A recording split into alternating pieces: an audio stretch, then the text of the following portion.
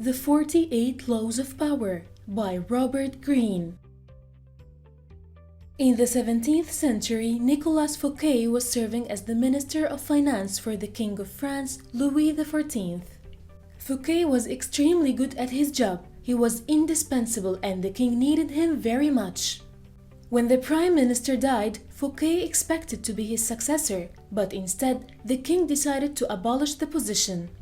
This and other signs led Fouquet to think that he had lost favor with the king, and he decided to curry favor with him by holding the most wonderful party the world had ever seen in his new country house.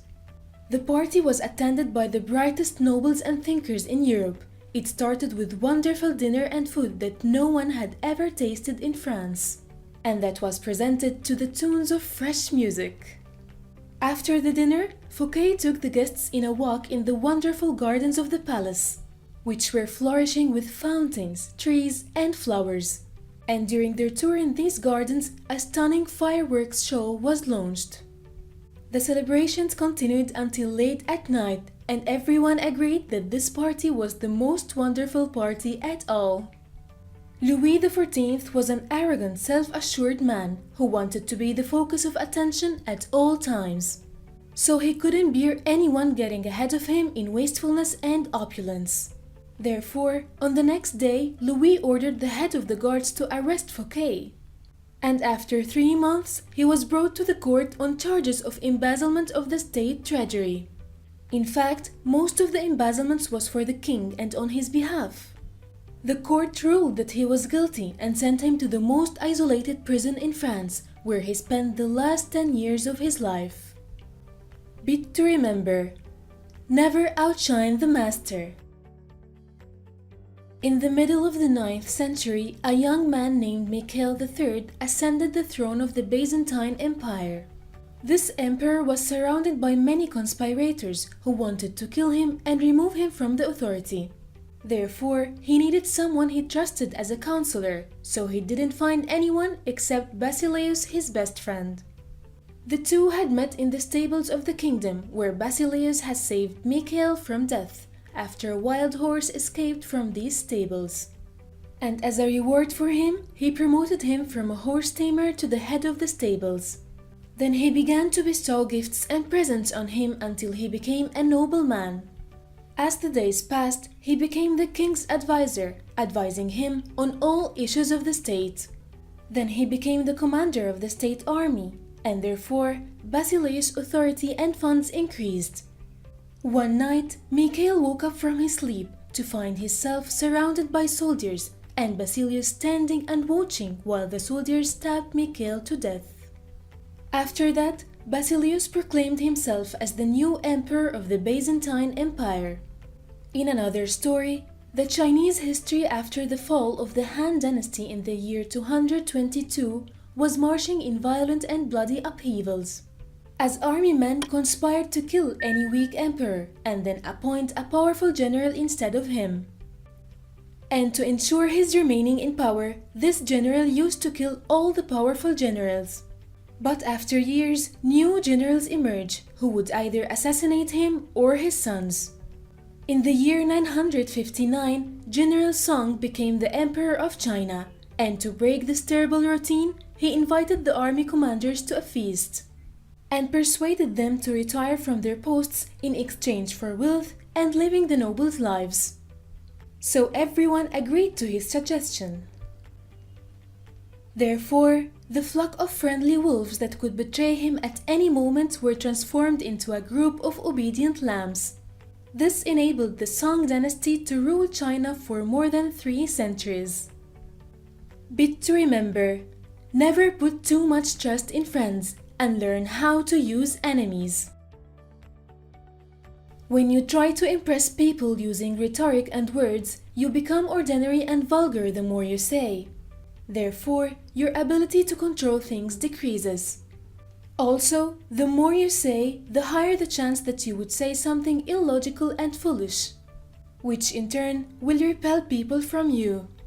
So you have to speak little, open-ended, vague, and as much as needed only. As a result, you will impress and intimidate people, and inevitably appear more profound and stronger than you are. To clarify this meaning, Louis XIV was a man of few words, and the nobles and ministers in his time spent long days and nights in discussing state issues. So they were meeting, arguing, building alliances, and dismantling them. Then they return back again until they are able to reach the best solution. Then they select two of them in order to present the issue on Louis to give his last decision.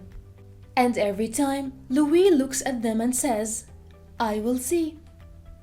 Then he orders them to leave, and the nobles and ministers don't hear another word from the king on this issue. But simply, they see the results when a decision is taken by him to act accordingly. This silence was one of the foundations of his authority, until it was said that no one like him knew how to sell his words, smiles, and even his looks. Everything in him was precious, and his majesty expanded from the scarcity of his words.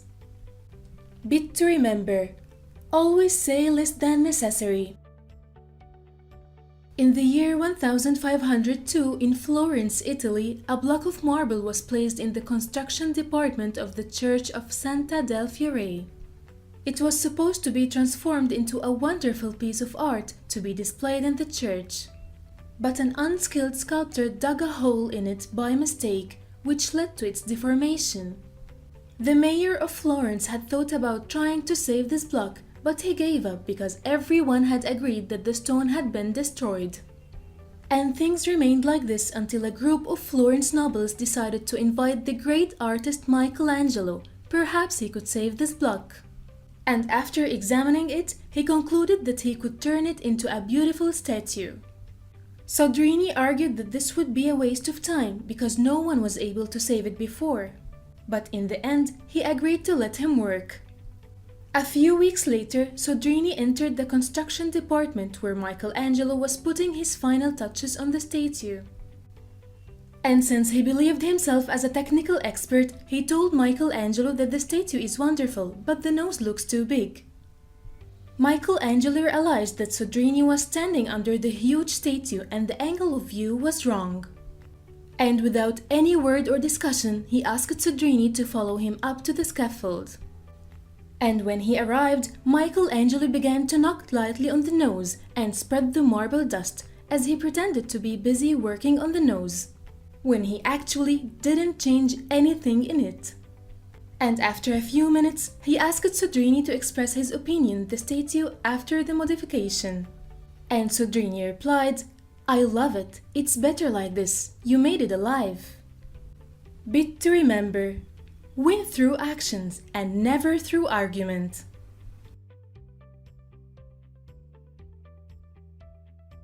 Thanks for watching. Please follow our social media accounts. Don't forget to like this video and subscribe to our YouTube channel. Also, comment below and share your thoughts on our book summary for this week.